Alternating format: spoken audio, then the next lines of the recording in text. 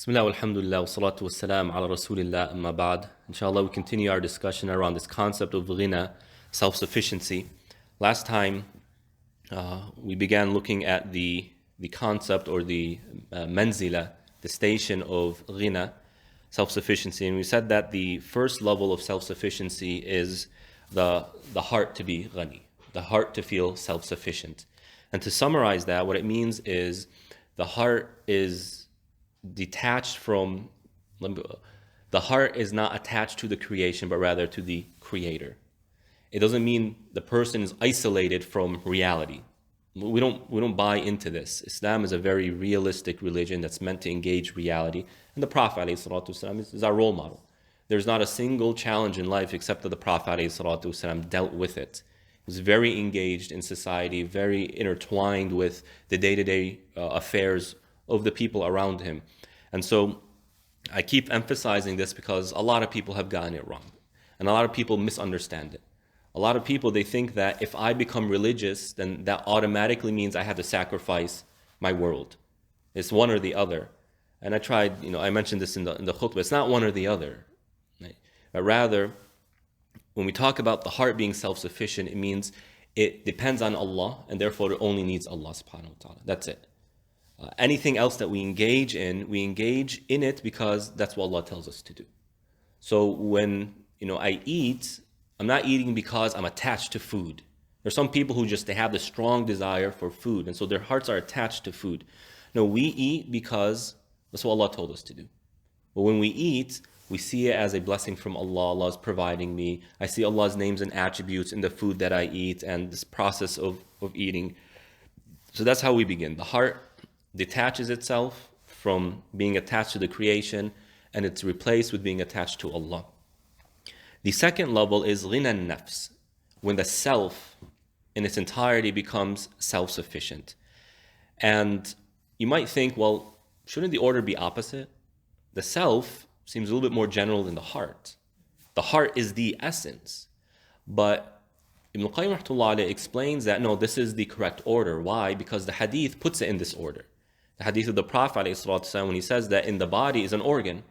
If the organ is healthy, the rest of the body is healthy. If the organ is unhealthy, the rest of the body is unhealthy. So it doesn't make sense to start with our actions being self-sufficient before the heart being self-sufficient. If my heart is self-sufficient, then now I can go to where it starts influencing my actions. And so what does it mean for the self to be self-sufficient? Ibn Qayyim rahmatullah alayhi says, وَهُوَ إِسْتِقَامَتُهَا عَلَى الْمَرْغُوبِ وَسَلَامَتُهَا مِنَ الْحُظُوظِ وَبَرَاءَتُهَا مِنَ الْمُرَاءَاتِ. The self becomes self-sufficient through three things. One, إِسْتِقَامَتُهَا عَلَى الْمَرْغُوبِ, when we pursue that which we want. Right? Now, we know that from Dar al-Salikin, the terminology here can be very strange, and it needs to be dissected and broken down. So what is the marghub? The marghub, what is wanted, is Allah subhanahu wa ta'ala. That is what we want. Because remember, the first stage, the one before it, is about detaching the heart from other than Allah. If we complete the first stage, then the assumption is that our heart wants Allah. Our heart feels comfort with Allah. It realizes that my well-being is with Allah. And if I know that my well-being is with Allah, then naturally I'm going to gravitate to Allah subhanahu wa ta'ala. So if we have a good experience in a place, let's say you go to a restaurant and you really like the food, you love the company, you just had a really good time there.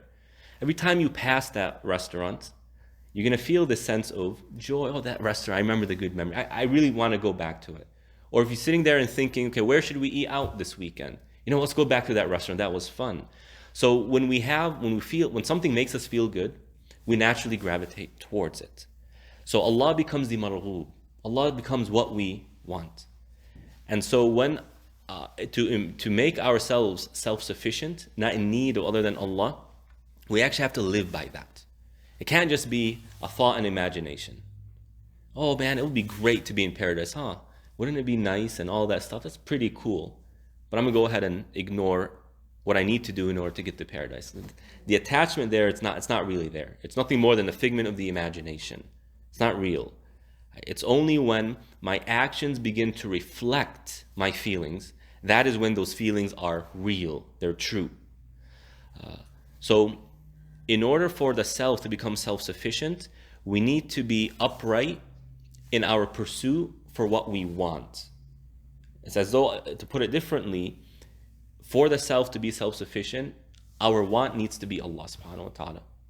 And that want needs to be reflected through our actions. That's when that want becomes real, it becomes honest.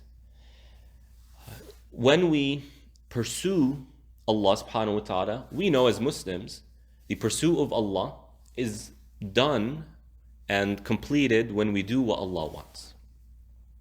And when we do what Allah wants, our choices and our decisions are influenced by who? What is influencing our choices? Allah subhanahu wa ta'ala.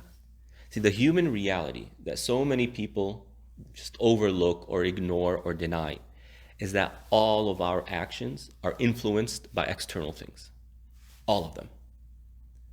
Whether that's issues of marriage, issues of money, issues of parenting, issues of ideologies, all of it is being influenced by external things.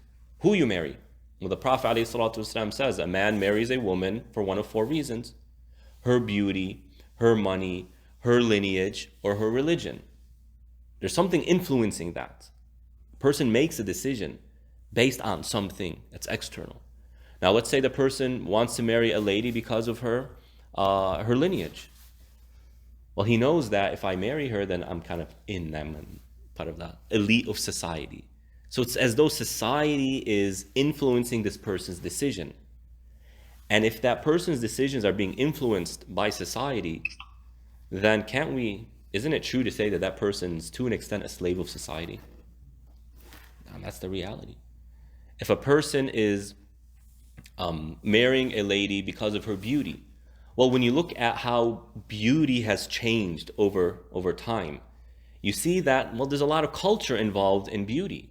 Why is this beautiful to this culture and this is not considered beautiful to other cultures? I don't want to get into the details here, but when you compare and contrast, there's clear differences. And you ask the question, well, why is it different? SubhanAllah, there's cultural influences. And so if a man is pursuing beauty, what he sees as beautiful is probably being influenced by external things. The point I'm making is all of our decisions are influenced by certain things. Admit it or not. That's their sheer reality. But we have a choice to make. Who do we want to influence our decisions? Do I want the creation to influence my decisions? Well, the creation could care less about me. The creation, I just saw a meme right now, where there's a group of people eating food. And the caption is, this is what the people who you lived your life to please will be doing once they bury you, or after they bury you. Yeah. They just go back to eating. They go back to living your life. When you're being questioned in your grave, the very people that influenced our decisions will be eating food. Just the sheer fact of reality. Right? In other words, is this group of people, is humans, or are humans the ones you want to be influencing your decisions? Well, the fact of the matter is, when everything matters, when everything is literally on the scales, it's between you and Allah subhanahu wa ta'ala. The choice is clear. We all know the choice is clear. It's about internalizing it and living it. So, do we want the creation to be influencing our opinions and our decisions, or do we want Allah? Well, Allah subhanahu wa ta'ala says, وَهُوَ يُطْعِمُ وَلَا يُطْعَمُ. Allah feeds you, we don't feed Him. He's not fed. إِنَّ اللَّهَ مَا أُرِيدُ مِنْكُم مِّن رِزْقٍ وَمَا أُرِيدُ أَن يُطْعِمُونَ. Allah didn't create us so that we provide Him. It's not like a company where you're the CEO and now you have to hire people in order to make you money. That's how a company works. That's even how families used to work. Back in the day when most people were living rural lifestyles. A man and woman wanted a lot of children. Why? Because the more children they have, the more hands they have on the field. The more hands they have on the field, the stronger they are. They're more protection. They're able to expand faster. There's always some sort of personal gain that we human beings have. And we see these companies. Their goal is just, how can I enslave you to make me more money? That's literally how they think. How can I reduce costs in order to increase my profits? No, it's logical, but it's very vicious when you think about it from a purely human interaction standpoint. Allah's coming and He's saying, مَا أُرِيدُ مِنْهُم مِّن رِزْقٍ. I'm not asking you for anything. I'm not asking you for money. I didn't create you to be slaves to the creation. I created you to have a relationship with me. And when you look at all human interaction, there's always some sort of personal gain. I don't care how close they are to you. They could be your child, your parent, your spouse. You can love them to death and love them sincerely, but the fact of the matter is there's some sort of personal gain. If your husband or your wife for the past 20, 30 years is the love of your life, if the day comes where that person is no longer providing you with any benefit or value, it's going to affect the way you view them. That's the sheer human reality. But with Allah, what's there to gain from you? There's nothing for Him to gain. As though He's saying, I created you for you. I created this universe for you. Now, some smart aleck is going to come and say, well, then why is He asking us to worship Him? Why does He just let us do what we want and have fun? Well, what if I tell you that your ability to be happy is fundamentally tied and intertwined with your ability to know Allah and to worship Allah subhanahu wa ta'ala? That's where you get your happiness. Every human being is concerned with their status. Everyone. How do I look? What are my accomplishments? And the midlife crisis, as they say, the guy starts going crazy. Why? Because, well, did he reach where he wants to be? We're all concerned with status. Well, Allah subhanahu wa ta'ala comes and says, your ability to have status depends on what you relate to, what you're tied to. And so if I can become friends with a high status individual, then, well, by default, my status goes up. If I can make more money, by default, my status goes up. If I can own more things, by default, my status goes up. But to what extent does it go up? Now imagine what happens when your attachment is to Allah, who is infinite. There are no limits to what Allah can provide you. And He's saying, مَنْ كَانَ يُرِيدُ الْعِزَّةَ فَلِلَّهِ الْعِزَّةُ جَمِيعًا. You want that status? All status is with Allah. Al-Khafid al-Rafi', subhanah. He is the one who puts people down. He is the one who raises people up. He is Malik al-Mulk. He is the possessor of sovereignty, of the kingdom. He gives kingdom to whom He wills, and He takes it away from whom He wills. So you want status? You will never find more status than with Allah. And the proof for that is history. Who has the most status in humanity today? Who has the highest status? The Prophet ﷺ, by the admission of non-Muslims. Followed by who? Isa alayhi salam. Everybody knows who Isa alayhi salam is. Whether they believe in him or not, this is a different story, but they know who he is. The Prophet ﷺ is the most mentioned man without comparison, without rival. I mean, this man is mentioned probably 1 million times every second. Nearly 2 billion Muslims on earth. There's always someone calling to adhan. At any point of time, adhan has entered somewhere in multiple areas. And you have all these masajid calling, Ashhadu anna Muhammadan Rasulullah. And you have people who just go about saying, Allahumma salli wa sallim ala nabiyyina Muhammad. And you have people teaching His sunnah and. Allah gave him that status. Why? Well, He says in Surah Al-Kawthar, Inna a'tainaka al-Kawthar. We gave you a lot. فَصَلِّ لِرَبِّكَ وَانْحَرْ. Because of your salah and your slaughter, meaning because of your tawheed. So when we are upright, pursuing the marghub, pursuing what we want, our desire, and that is Allah subhanahu wa ta'ala, that is when we break the shackles of being influenced by other people to where we're influenced by Allah.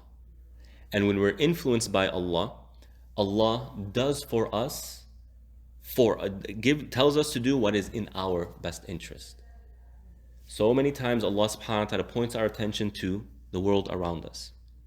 Isn't the universe beautiful? From the sky to the clouds, to the mountains, to the trees, to outer space, to the planets, to the stars, to the oceans, to sea life, to bird life, to animal life.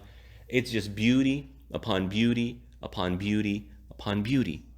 That's how Allah creates the universe, because He is Al-Jameel, He is the beautiful, subhanahu. And there are so many lessons there. One of those lessons is Allah created the universe in a beautiful way.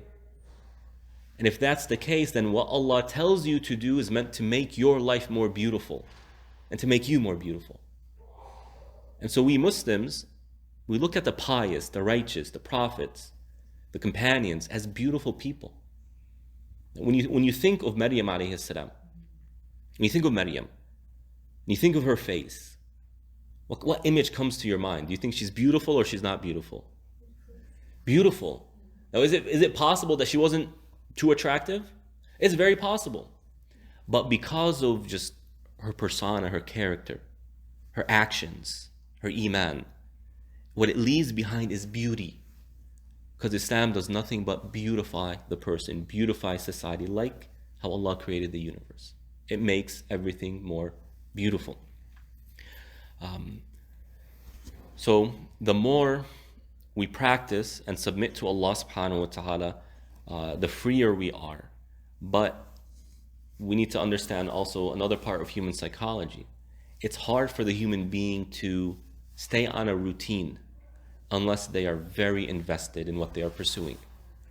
I have a deep wanting for that. If I don't have that deep of a wanting, sooner or later it's going to become a burden. It's going to become, should I really continue? I'm going to go find myself something else. So the wording here is quite fascinating. The istiqamah part and the marghub part. If we don't want Allah, if it's not in our heart, man, I really want this, then it becomes very difficult to stay upright.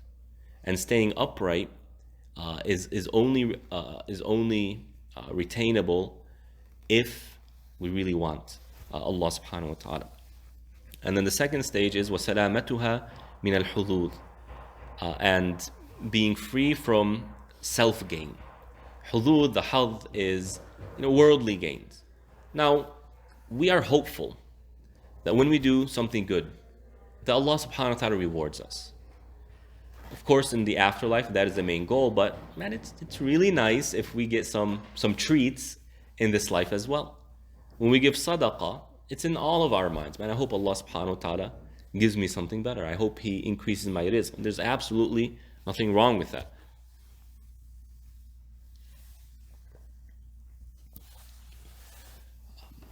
So when we say hadh, we're not talking about that. We're not talking about the reward of Allah that might be given to us or partially given to us in this life. What we're talking about is the desire part. That which is pure worldly desire. We human beings, our desires are all over the place. It's intertwined within us in a way where we cannot undo it.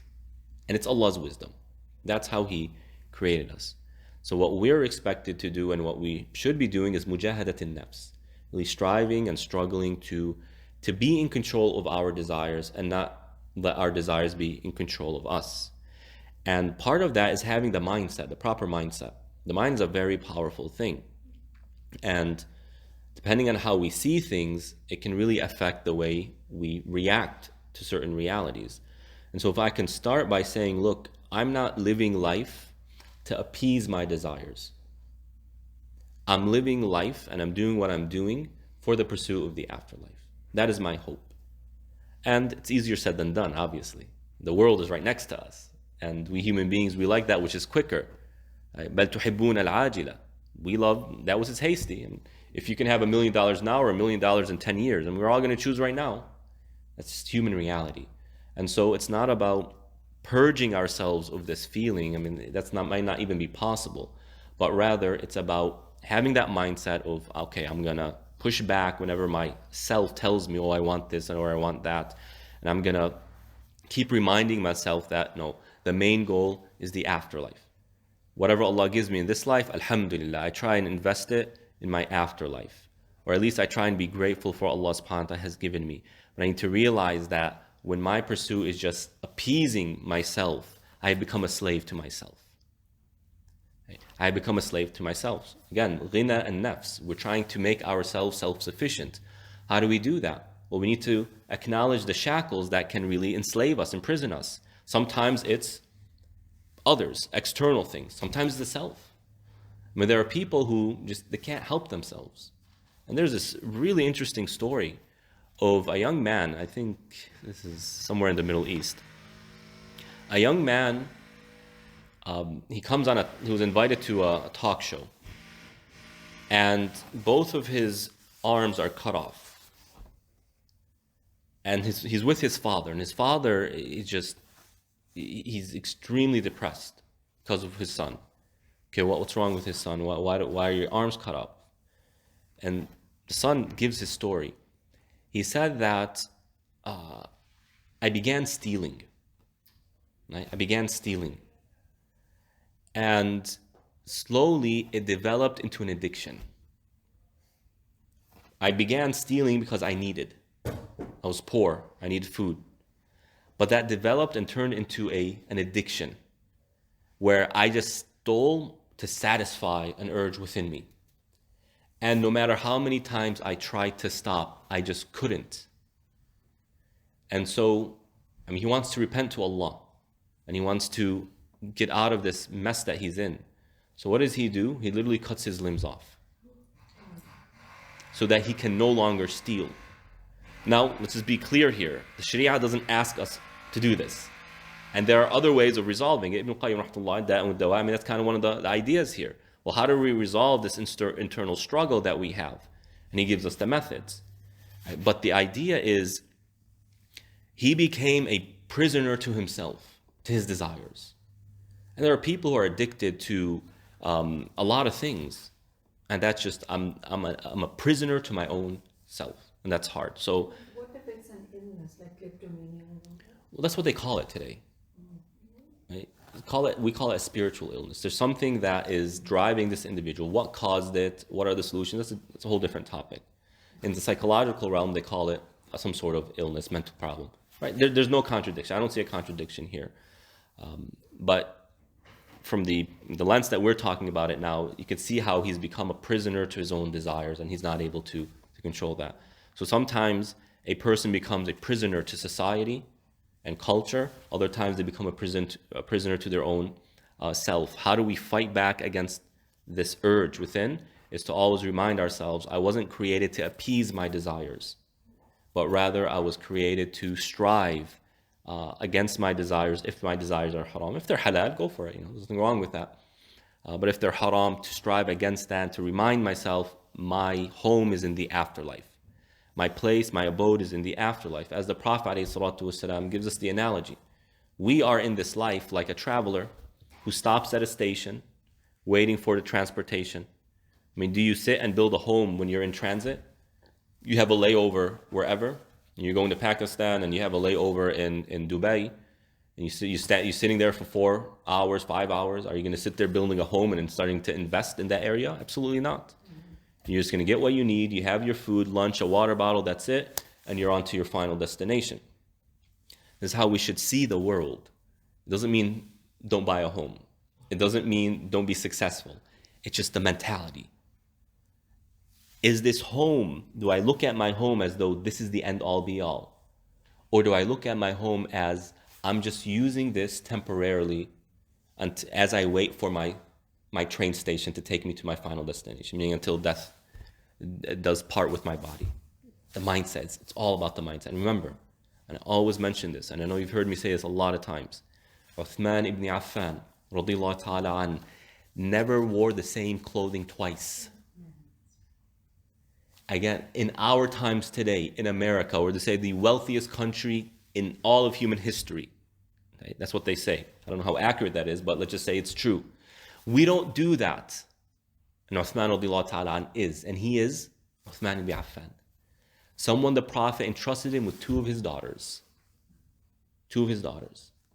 A man who the Prophet ﷺ said, whatever Uthman does, Allah will always forgive him. Okay. But when Uthman wore his clothing every single day, did he do it out of status? Or just because it was something he could do?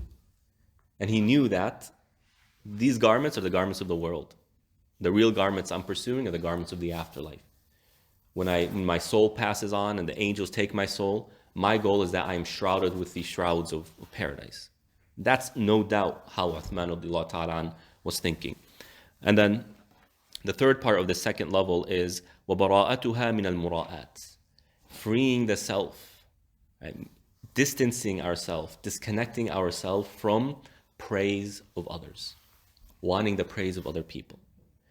So you see, the three elements of this type of self-sufficiency, the self-sufficiency of the self, is all about breaking the shackles of anything external, or breaking the shackles of this life and being a servant of Allah subhanahu wa ta'ala.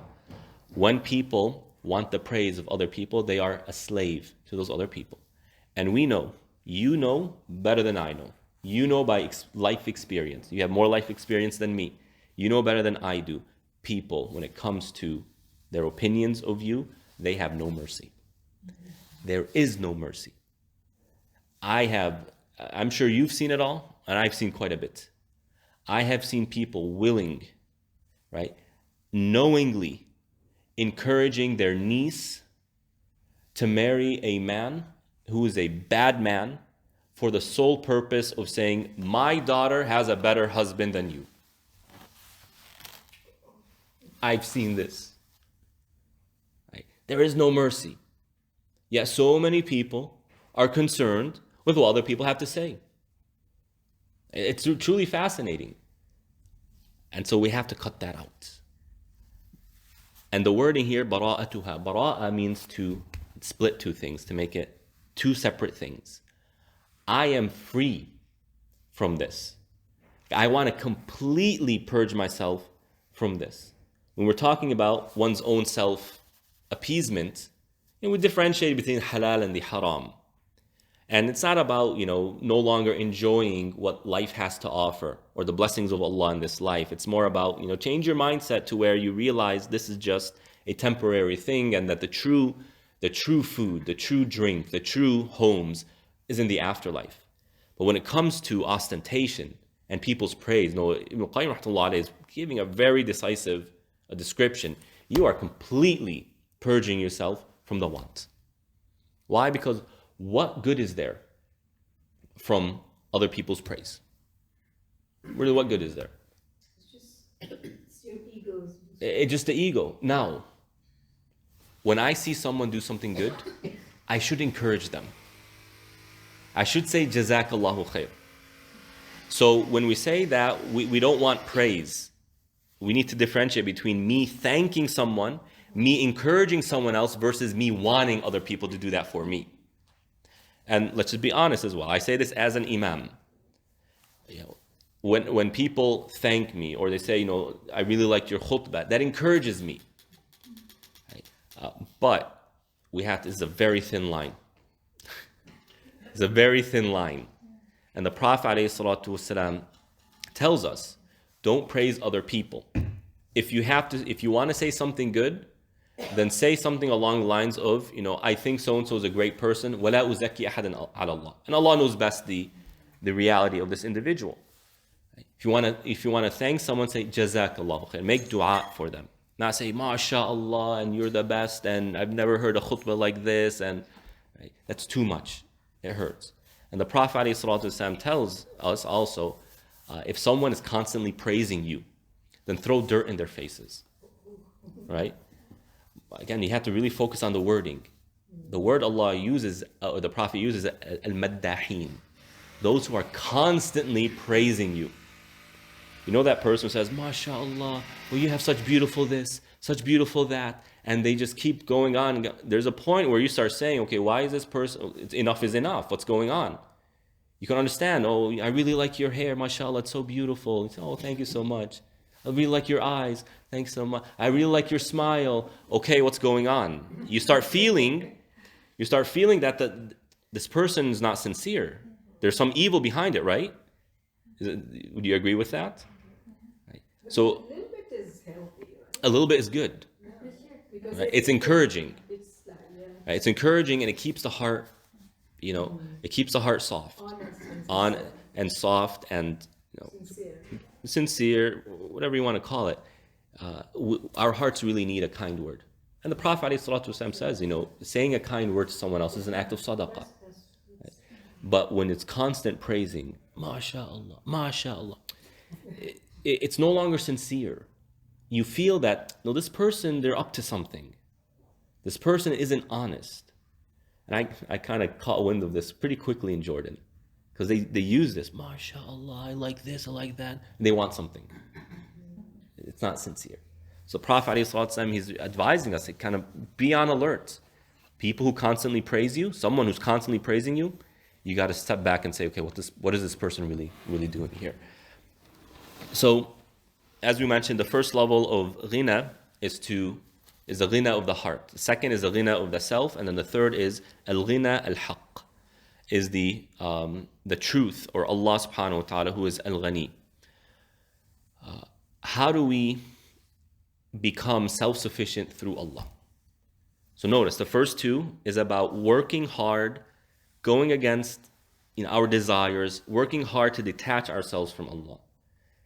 Once we do that, now we have an empty vessel that can start being filled with something more valuable. If I'm so distracted by the world and my pursuit is the world, Allah calls to the afterlife. Wallahu yad'u ila dar as-salam. Allah calls to the afterlife. If I'm not in the same wavelength, it's going to be tough to apply it. And I'll only be able to apply it in so much as there isn't a contradiction.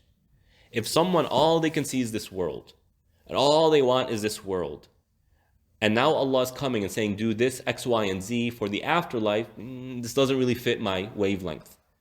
So we have to work on detaching ourselves from these distractions, from these shackles, to where we become free. The heart is free, the self is free to start really getting deep in terms of Allah subhanahu wa ta'ala and our relationship to Allah. So how do we get self-sufficiency? Through Allah subhanahu wa ta'ala, or with Allah. Well, one, shuhud dhikrihi iyak. This is so beautiful. Listen to this. It's to observe Allah's remembrance of you. Of you. So that's a twist. The nice, very beautiful twist. Not for you to observe remembering Allah. It's about you remembering that Allah is remembering you. That's the whole different level. When I sit there doing dhikr, subhanallah, alhamdulillah, la ilaha illallah, Allahu akbar, and all I'm thinking about is, let's say, the ajr, the reward. That's good. But when I sit and I remember the hadith, or the hadith Qudsi, right? وَأَنَا مَعَهُ حَيْثُمَا ذَكَرَنِي. I am with you wherever you remember me. You can make an entire romantic love story out of this. The guy who goes to the lady and says, I'm always thinking about you. And if someone, a husband or a wife, tells their spouse, I'm just thinking about you right now. Oh, that's beautiful. That's truly meaningful. You feel that deep relationship. Now, how about if we're constantly remembering that Allah is remembering us? Anytime we mention His name, anytime we think about Him, when we're doing salah, when we're reciting Quran, when we're hearing Quran, and His name is being mentioned, when we're studying the religion, every single time, Allah subhanahu wa ta'ala is talking about us, remembering us. And our hearts are prone to love. It's all about love. And we really went deep into that in the last book, Ad-Dat wa Dawa, if you remember. And so when we remember and we observe that Allah is thinking of us, we cannot help but feel that feeling of love for Allah. If I were just to contact a random person, so any random person, and say, you know what? I'm sending you a message because I remembered you. I hope you're doing well. What is the response of that person going to be? Oh, thank you so much. We should do lunch. Just automatically, it's going to build that relationship. Automatically. And just a few words. Now, how about when we're constantly thinking Allah is remembering us? Allah remembers us when He saves us from bad situations, or maybe from, when our du'as are accepted. All of those. Allah is always aware of us. Right? There's not a second except that Allah knows exactly what we're doing and is fully observant of what we're doing. So when we say that Allah is remembering us, that's just a higher level. It's not just He knows what we're doing and He's managing our affairs as our Rabb. Allah is managing the affairs of everyone. He is the Rabb of everyone, Rabbul Alameen. Right? But when He says, I am with them wherever they remember me, this is what's called ma'iyya.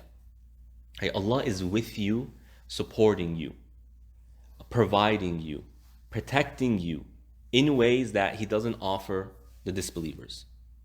In ways He doesn't offer people who are heedless of Him, who are neglectful of Him. So when we do that, you cannot but feel this feeling of self-sufficiency. But if Allah is remembering me, who do I need? If I can depend on my spouse for whatever I need, am I going to go look for something else or someone else? That's where I'm going to go. When the child is always the best parable. If a child needs anything, where do they go? To their parent, without thinking about it. From the very early age of when they can say goo goo gaga or crawl or whatever. If they need something, no matter what it is, without thinking, they go to their parents. Why? Because they believe that the parent can provide them with whatever they need. Okay? And we are very much in need of that. So whenever we think of Allah, to remember that He is thinking of us. And when we do that, we get this feeling of self-sufficiency. And if Allah is thinking of me, who do I need? That feeling of comfort. And that is true self-sufficiency. And next, دوام مطالعة أوليته. And continuing to remember Allah's firstness. Remember His name Al-Awwal? We discussed that in good length in a previous session. Right? Is to constantly remember Allah is the first. Well, how do we tie the concept of awwaliyatillah, Allah's firstness, to what we're talking about now? We'll tie it into it in that whatever I need, it cannot but come through Allah. And so, who do I really need? I just need Allah subhanahu wa ta'ala. If Allah wants something, He will create the means for it to happen. And if Allah wants to protect me from something, He will create the means to protect me from it. Musa alayhi salam, when he fled Egypt, this man fled for his life. I asked the question, did Musa alayhi salam have enough time to go home and tell his mom, I have to run away? I don't know. We don't know. And I sit and I think, did he even have the time to collect some items? Or did he just leave with his own 2 shoes and the clothing on his back? That's it. We don't know. And what does he do? Alayhi salatu wassalam. He says, Asa Rabbi an yahdiyani sawa as-sabil. I hope that Allah guides me, He puts me on the quickest way to refuge. And we know what happens after, where he goes to the well and he finds those 2 ladies and right? So this isn't all coincidence and random. Those 2 ladies are coming from somewhere. And Allah is putting all of these dots together to create the picture. To where it just so happens that he comes to this well when this situation is happening. You have all these men who aren't being courteous to these 2 young ladies. And it just so happens Musa is a very strong man and is able to go and get the water for these young ladies. And they go, and it so happens that their father is a decent man. And Musa alayhi salam, after doing that, he goes to the shade and says, Inni lima anzalta ilayya min khayrin faqir. I just need anything. These aren't random circumstances. This is all happening by the qadr of Allah subhanahu wa ta'ala. And I've been thinking about the verse, أَلَمْ تَرَ أَنَّ اللَّهَ يُزْجِي سَحَابًا ثُمَّ يُؤَلِّفُ بَيْنَهُ ثُمَّ يَجْعَلُهُ رُكَامًا. Allah subhanahu wa ta'ala is saying about the clouds. Don't you see how Allah gathers the clouds piece by piece and then creates a large cloud that's stacked on top of each other? What is a cloud? How is a cloud formed? The sun causes the water to evaporate. What you have are very small particles of water in the air that Allah brings all together, piece by piece, dot by dot, to form this massive cloud that is storing water that's probably heavier than the mountains to give us rain. Right? That it's beautiful. It tells us Allah's capabilities, His mercy, but there's also those deeper meanings, those hidden meanings, in that when Allah wants mercy for someone, it doesn't just come like this block and here, bam, in front of you. Rather, it's all these small things that Allah brings together to create that mercy for you. Musa fleeing, and you have this group of men, and you have these two ladies who have an old elderly father, and Musa makes two dua, and it's all these things. Allah is bringing them together to provide the mercy. And so, in order to feel that self-sufficiency with Allah, we need to constantly remind ourselves of Allah's firstness. He is first. If ever I need anything, then there's so much going on. I have no choice but to depend on Allah to bring all of this together. Just like I have no choice but to depend on Allah to bring these small water particles in the sky together to form a cloud so that we just don't go extinct because of a drought. Subhanahu min ilah. So Allah is the first. You ever need anything is bothering you, there's so many factors, and we cannot but depend on Allah's firstness to put everything into play, to bring the product that will alleviate my stress, or help me get to where I want to be, or help me achieve my goal, whatever it is. Before the talk, before we started, I was talking about my journey. When I look back, I can just see those dots and how Allah subhanahu wa ta'ala set everything up. It's truly mind-boggling.